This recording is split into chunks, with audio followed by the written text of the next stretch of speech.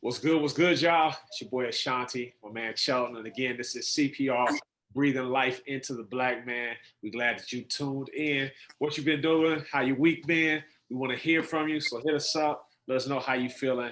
And Sheldon, man, it's COVID, man. We a year into this thing, brother.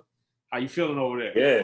Yeah, it's crazy, man. I think this past week is the official like year Yeah, anniversary. Kind of like, man, no one predicted where we would be right now. You know what I'm saying? So no one predicted that. I'm grateful to have made it through thus far.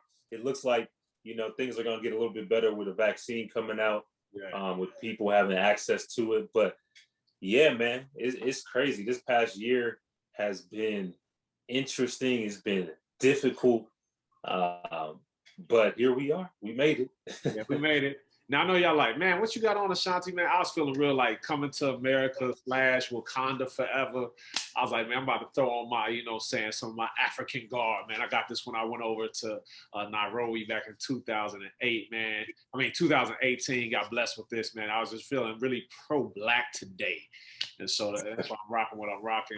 And man, again, we are CPR. We exist to equip, encourage, and ignite men, to continue to grow in their faith, continue to grow in their walk, and live holistic lives, man. We talk about mind, body, soul, physical, the whole gambit, and we want to see you succeed and prosper in that. So that's our goal. And today we got a real good, funny conversation because in light of COVID, the 1 year anniversary almost, the question is, man, how you been surviving relationally in light of COVID? Because, brother, these quarters, there's been some tight quarters, brother. There's 4 of us in a 2-bedroom apartment. There's some tight quarters. How you been holding up, man?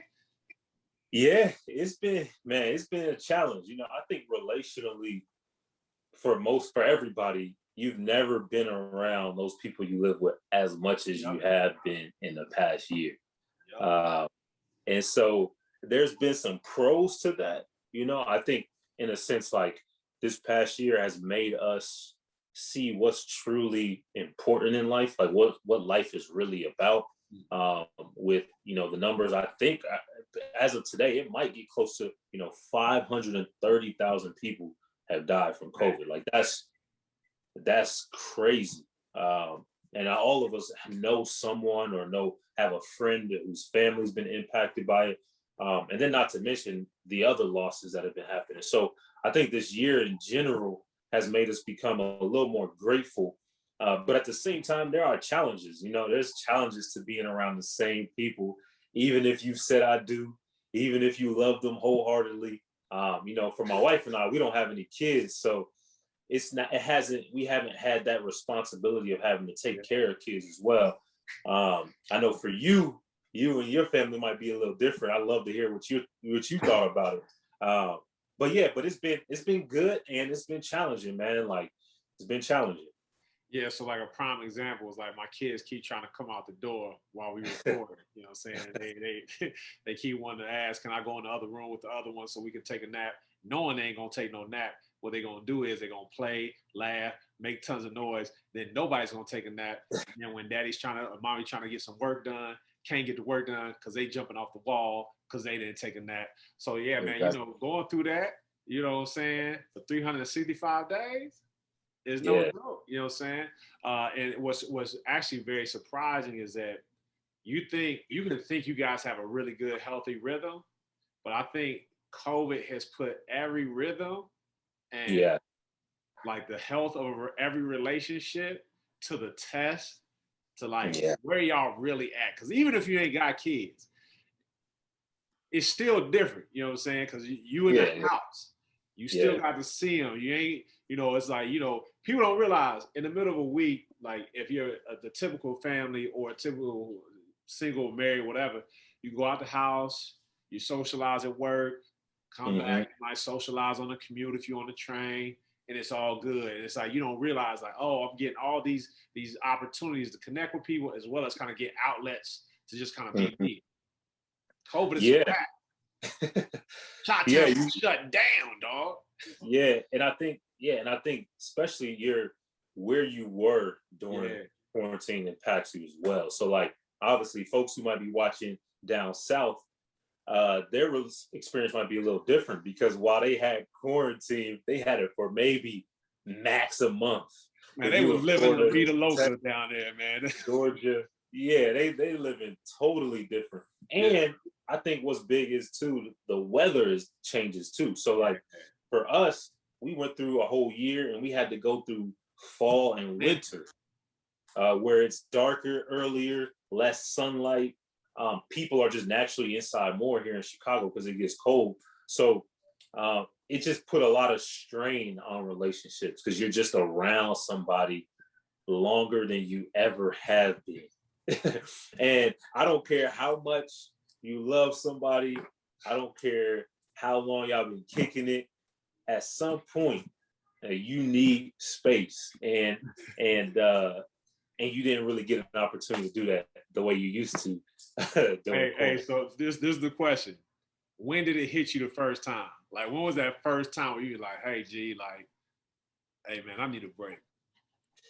Yeah, man. I think for me, I mean, I don't have like a specific date, but I think like I'm an introverted. So when it first hit quarantine, I was like, man, oh, this is gonna be straight. Like I ain't gotta go to my job. I could work from home. I was able to, I was watching Netflix, watching my shows, catching up on that I wanted to. But then after about like a month and a half, 2 months, it's kind of like, all right, man, this ain't all. After a while, you not trying to just sit. At least for me, I'm not trying to sit down and watch another Netflix show. Uh, I'm getting tired of being in the same location. So I feel like for me, it was about the month and a half to 2 months where I was like, okay, like yo, we might not be going back for a while, Yeah. and I don't have the normal outlets I have to be able to give to my spouse what I'm able to, to give. So everybody has a tank. And for me, little things like basketball, working out, stuff like that, that helped fill my tank to connect. But now I don't have that. And it got challenging. Yeah, bro. Bro, we ain't hooped in a year, dog.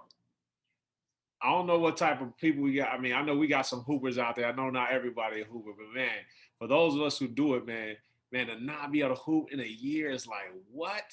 And I'm gonna be honest though, I went back to Ohio to visit my mom, and my nephew was like, "Yo, you want to go run some ball? We we playing ball at the gym," and I was just like, as much as I want to hoop, I was like, man, I ain't comfortable just yet.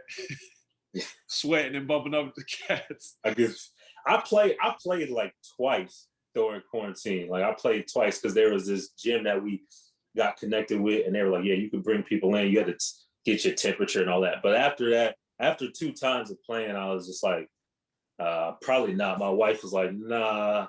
And then what I found out is later on that some of the guys, like a month or two later, that I played with, actually they got it COVID. So it Oh, was actually like it was actually probably a blessing that I stopped when I yeah. did.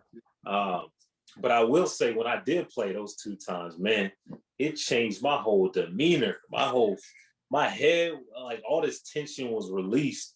Uh, and so, yeah, man. So it was helpful in those 2 times. But like you said, man, like physical activity is key. Yeah. And what COVID did is, especially if you were in a location where going outside was just not good because of winter and stuff like that, Yeah. it really messed with relationships.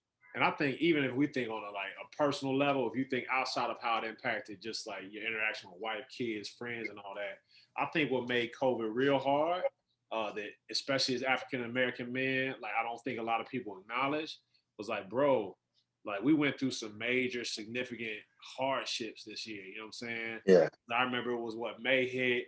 You had the Ahmaud Arbery case hit.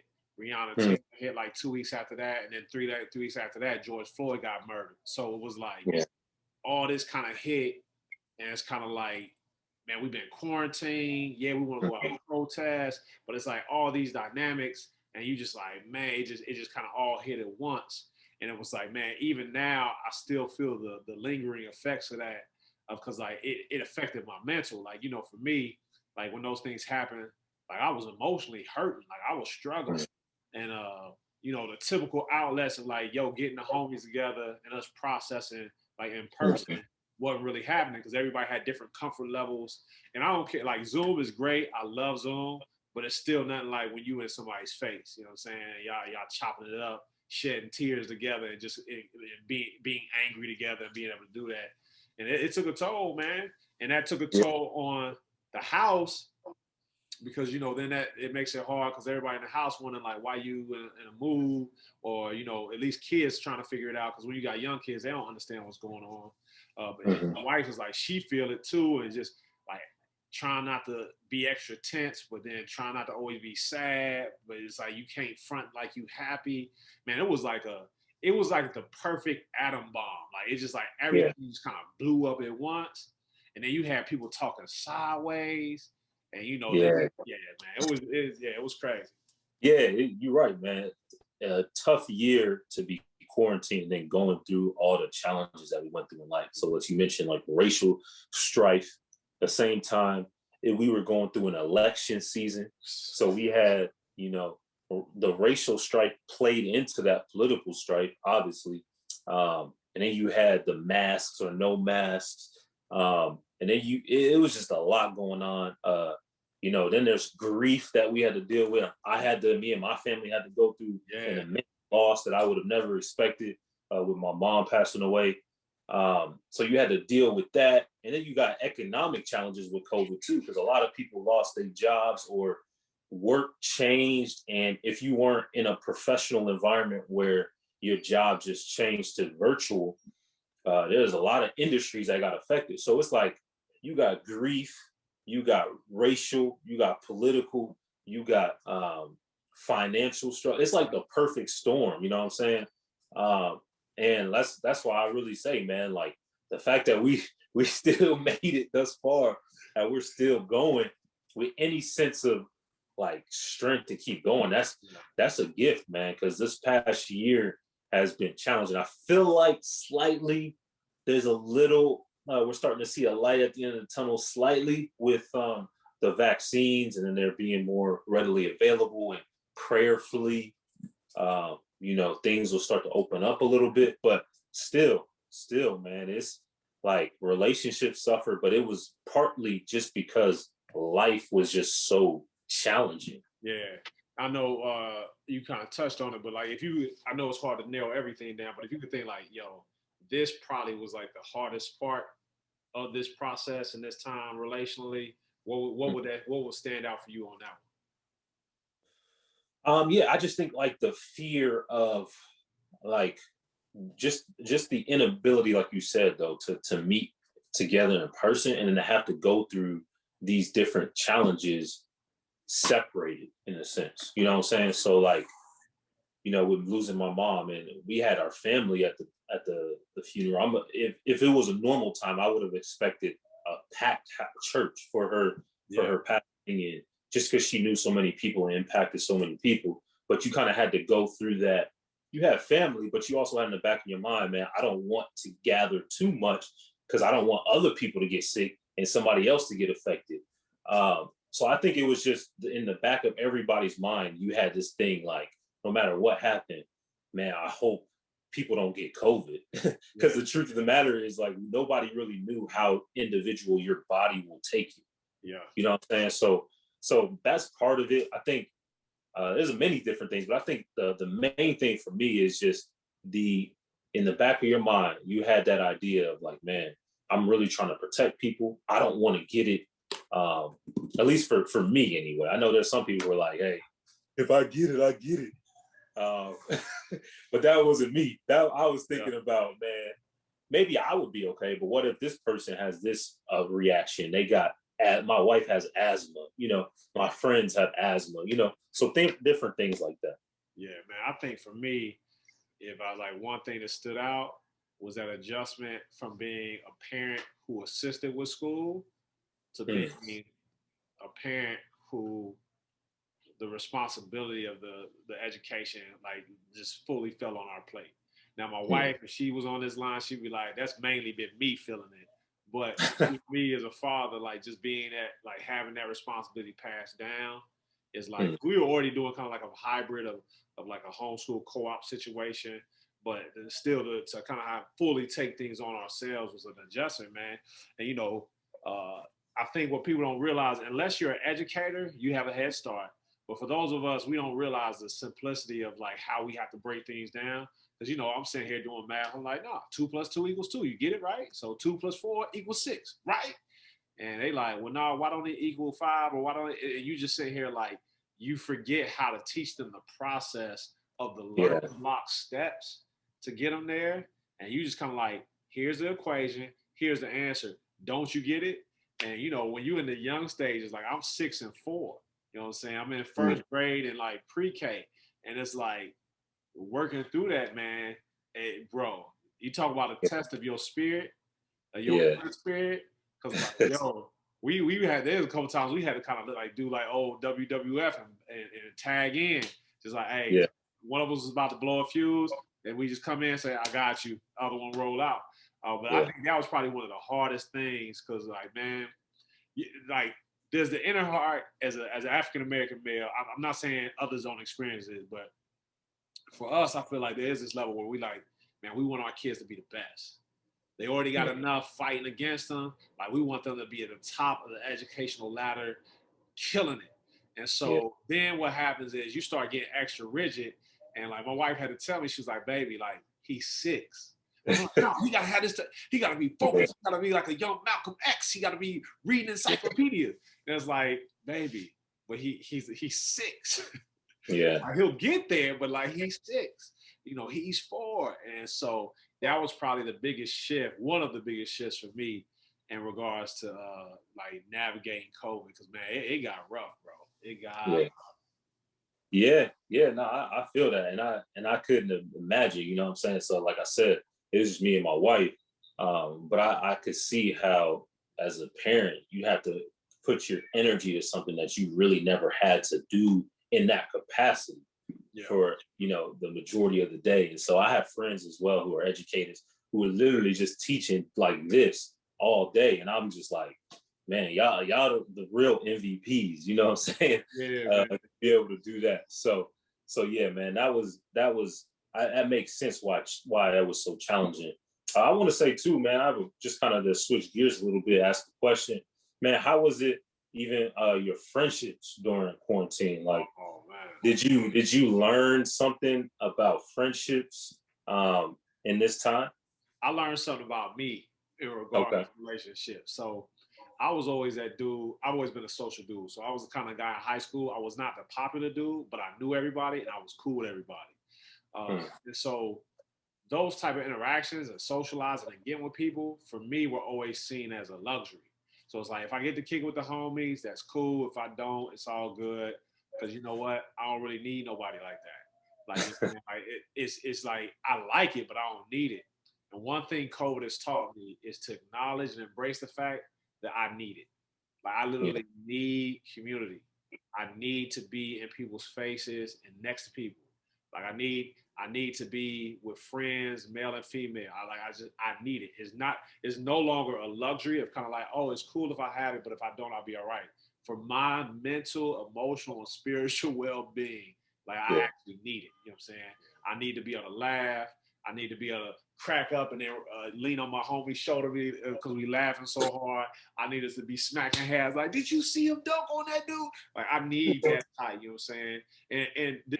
And so like now, even as things loosen up, like as soon as this sun hit, I'm throwing a party outside, bro. Like it's happening, you know what I'm saying? It ain't gonna be like 500 people, but it's like I'm like, yo, we gonna get outside, have some music, eat some food, and just be around each other talking, man. Because I need it.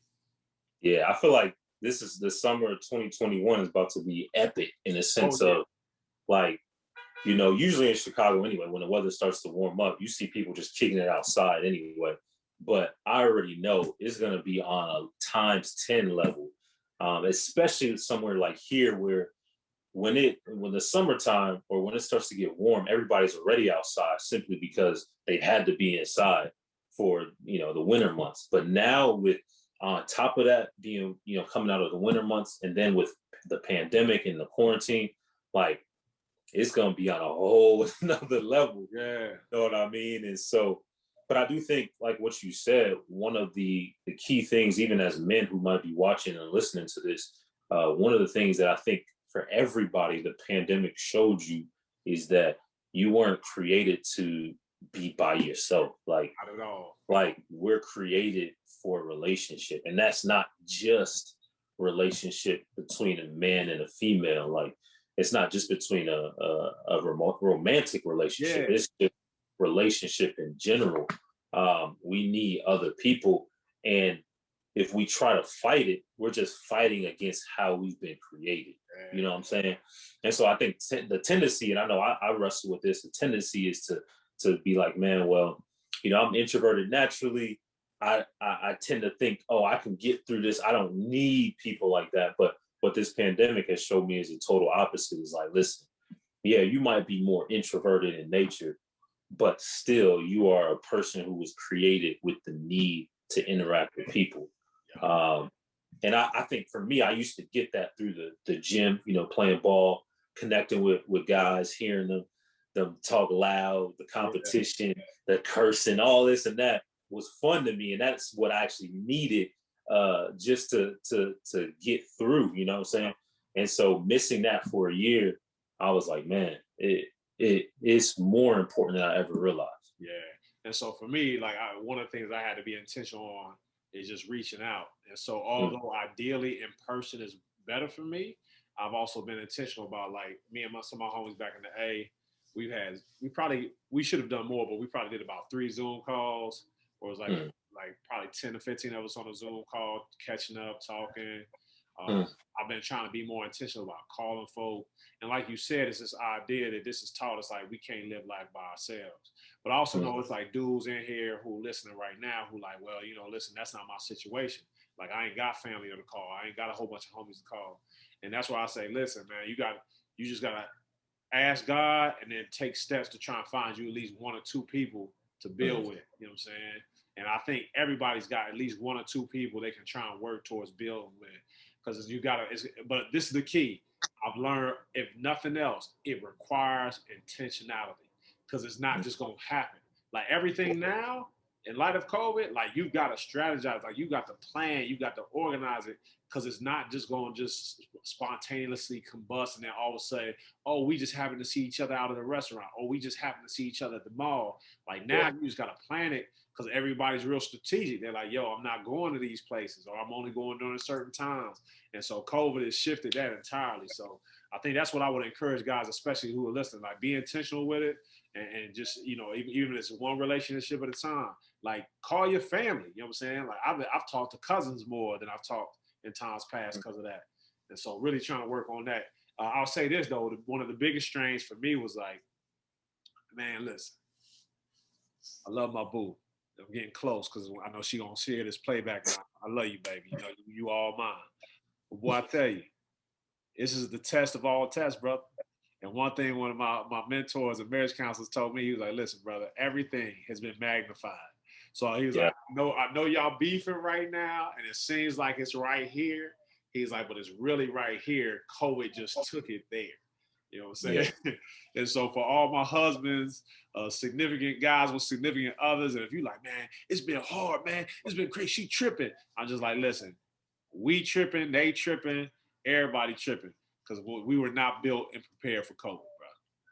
Yeah, exactly, man. Yeah, you're right, man. Everything is just a little more challenging. It has been a little more challenging. That's relationships. But I like the piece that you mentioned. Yeah, the intentionality factor, man. We as men, we tend to be intentional about certain things. You know what I mean? So like we might be intentional about career moves or something like that, or we're intentional about stuff like that.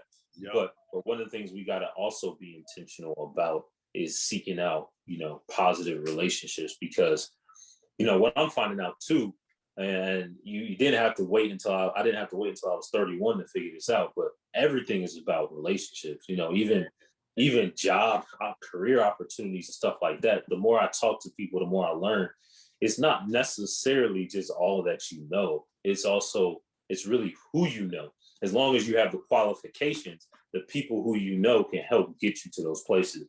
And that's the same thing I think just with with life and living holistically, relationally wise. Yeah. Like we need other people's opinions, we need other people's experiences.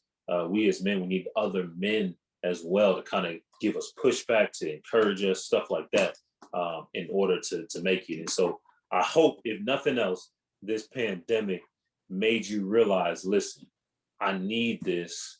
I'm going to prioritize it, or else I won't live the fully fulfilled life that I could possibly live.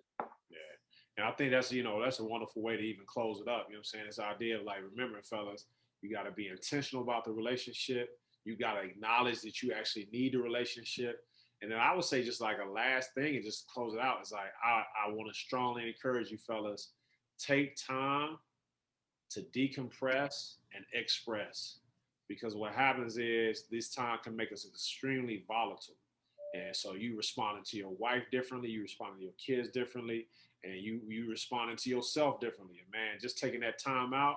Like the other day, I just went on a walk. I just walked outside, no destination. I just went around a couple blocks just to say, hey man, I'm gonna let myself release because I felt myself getting antsy and angry. And it was like, man, yeah, there's little stuff going on, but I shouldn't be that mad. You know what I'm saying? I shouldn't be that frustrated. I shouldn't be that angry. I was like, man, let me just go walk, man. And man, I go walk outside. People be thinking I'm talking to myself, but I'm talking out loud to God. That's a new thing that's developed over COVID. I'm not as rigid where it's like I gotta be on my knees. Like sometimes I have to be outside talking like, yo, God, man, they tweaking.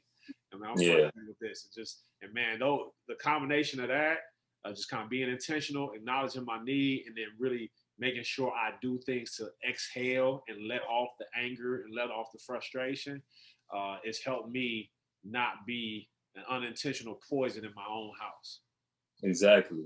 Yeah, man. I think I could sum it up like this. Magic had Kareem and Worthy. Jordan had Scotty and Rodman. LeBron had Wade and Bosh. Like you Anthony need Davis. Anthony Davis. Steph Curry had Durant and Clay. Like I know we like to pump up the one person, but that's never how it is. It's just we take a narrative that way. You know what I'm saying? So we can't do this life and thrive alone. So, man, well said, brother. I ain't got nothing to say. Man, hey, we appreciate y'all. You tuned in to CPR, breathing life into the black man. And man, continue to keep it locked, continue to support, continue to spread the word. And know we're going to keep bringing you all the goodness we can, man, to help you grow, to help you excel, to encourage you, ignite you, get you on this whole thing where you are being holistically healthy, man, living healthy emotionally, mentally, physically, and relationally. And man, know that nothing can stop you. Black man, we with you. We with you, black man. So love y'all, man. Until next time, we holla. Peace.